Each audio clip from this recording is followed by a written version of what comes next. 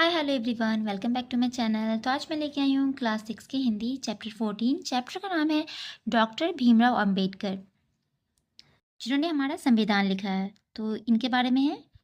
आइए हम इसका क्वेश्चन से सॉल्व करते हैं।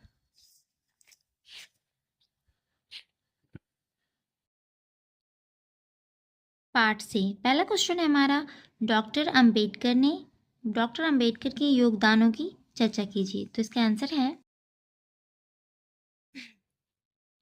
डॉक्टर अंबेडकर का जीवन देश और समाज के लिए समर्पित था। उन्होंने देश के लिए कुछ अमूल्य सेवाएं दी, जैसे नंबर 1, अछूतों को समानता का अधिकार दिलाया। नंबर 2, राष्ट्र की एकता के लिए संविधान में आवश्यक व्यवस्था करना। नंबर 3, स्वतंत्र भारत के संविधान के निर्माण के लिए अपनी सेवाएं देना। नंबर 4, धर्म, जाति, वर्ग आदि के कारण उत्पन्न भेदभाव को जड़ से मिटा देने का संकल्प तथा प्रयास करना। सेकेंड क्वेश्चन है हमारा, डॉक्टर अंबेडकर ने बौद्ध धर्म क्यों स्वीकार कर लिया? तो इसका आंसर है, डॉक्टर अंबेडकर धर्म को मनुष्य के लिए आवश्यक मानते थे। उनका संघर्ष उन बुराइयों से था जिसमें धर्म के कारण मनुष्यों के बीच भेदभाव पैदा करते थे। उनके अनुसार बौद्ध धर्म समानता के सिद्धांत पर आधारित है, इसीलिए उस समानता का सम्मान करते हुए डॉक्टर अंबेडकर ने बौद्ध धर्म स्वीकार कर लिया। थर्ड क्वेश्चन है हमारा, डॉक्टर अंबेडकर ने बड़ौदा महाराज की नौकरी क्यों छोड़ी? तो इसका आंसर है, डॉक्टर अंबेडकर ने बड़ौदा महाराज की नौकरी इसलिए छोड़ दी क्योंकि दरबार में कट्टरपंथी दरबारी उनको घृणा की दृष्टि से देखते थे। चपरासी तक उनको फाइलें फेंक कर देते थे। इस अपमान के कारण डॉक्टर अंबेडकर ने बड़ौदा महाराज की नौकरी छोड़ दी। फोर्थ क्वेश्चन है हमारा, डॉक्टर अंबेडकर के विचारों से आप कहाँ तक सहमत हैं और क्यों? तो इसका आंसर है, डॉक्टर अंबेडकर ने देश तथा समाज के हित में अपना विचार प्रकट किया है। उनका विचार पूर्णतः प्रासंगिक है, क्योंकि कोई भी देश या समाज तभी विकसित माना जाता है जब वहां एकता तथा बंधुत्व की भावना होती है। भेदभाव से तो घृणा जन्म लेती है, जबकि प्रेम से स्वच्छ समाज की स्थापना होती है। अतः मैं डॉक्टर अंबेडकर के विचारों से पूर्णतः सहमत हूँ। नेक्स्ट क्वेश्चन है हमारा, नीचे स्तंभ क में डॉक्टर भीमराव अंबेडकर के जीवन से जुड़ी कुछ प्रमुख घटनाएं का विवरण है तथा स्तंभ ख में उन घटनाओं के वर्ष दिए गए हैं। उन्हें सही क्रम में मिलान कीजिए। स्तंभ क में जैसे डॉक्टर अंबेडकर का जन्म, और इधर स्तंभ ख में वो ईस्वी दी हुई है, तो हमें मिलाना है कि उनका जन्म कब हुआ था। तो उनका जन्म हुआ था 1891 में।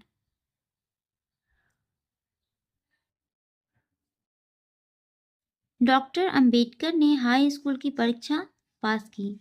उन्होंने हाई स्कूल की परीक्षा 1907 ईस्वी में पास की थी। नेक्स्ट है हमारा,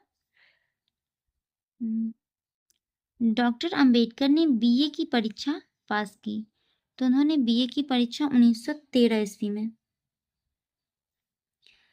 डॉक्टर अंबेडकर की शादी हुई थी 1905 में।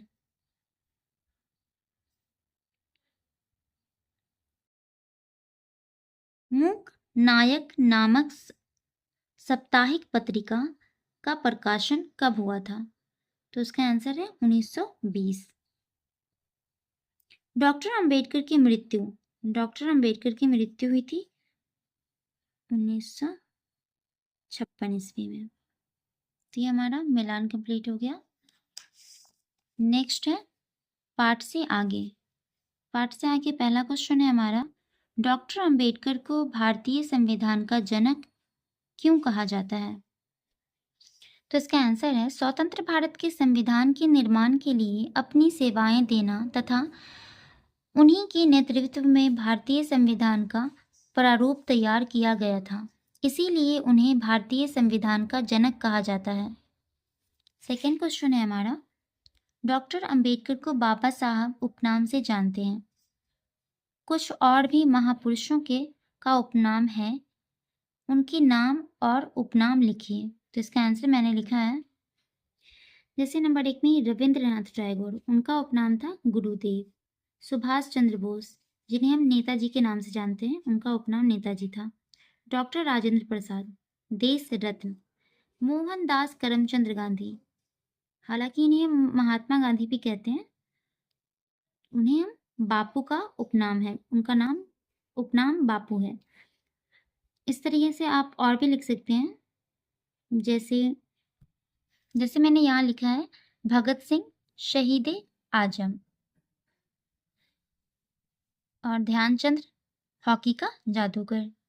आप और भी चाहे लिख सकते हैं, इनके अलावा भी बहुत सारे हैं, तो आप उनका भी नाम लिख सकते हैं अगर आपको पता हो तो। थर्ड क्वेश्चन है हमारा, बाबा साहब किस प्रकार के भारत को देखना चाहते थे? तो इसका आंसर है, बाबा साहब भारत के उस स्वरूप को देखना चाहते थे जिसमें अछूत का कोई विचार नहीं हो, कोई भी समाज का व्यक्ति किसी से दलित न हो, भारत के जाति के आधार पर पेशा नहीं हो, बल्कि ज्ञान एवं अभिरुचि के आधार पर पेशा हो, ग्रहण करे, समाज के सभी व्यक्ति को समान अधिकार प्राप्त हो, इत्यादि। नेक्स्ट है, इन शब्दों के शुद्ध रूप लिखिए। व्याकरण है, महत्वपूर्ण, परिस्थिति, निश्चय, आत्मविश्वास, रत्नागिरी, अध्यापक। तो इसका मैं शुद्ध रूप आपको दिखाती हूँ, और ये आप चाहे तो कर भी सकते हैं, नहीं भी कर सकते, मैंने इसका आंसर नहीं लिखा है। तो जैसे मैंने यहाँ लिखा महत्वपूर्ण, तो महत्वपूर्ण का शुद्ध रूप ये होता है। परिस्थिति ये रॉन्ग है, और ये मैंने राइट लिखा है। निश्चय, आत्मविश्वास, और ऐसे लिखा था आत्मविश्वास। रत्नागिरी, अध्यापक। तो ये 14 चैप्टर हमारा कंप्लीट हो गया। अब हम नेक्स्ट वीडियो में 15 चैप्टर पढ़ाएंगे। आई होप कि आपको मेरा वीडियो अच्छा लगा होगा। तब तक के लिए बाय बाय।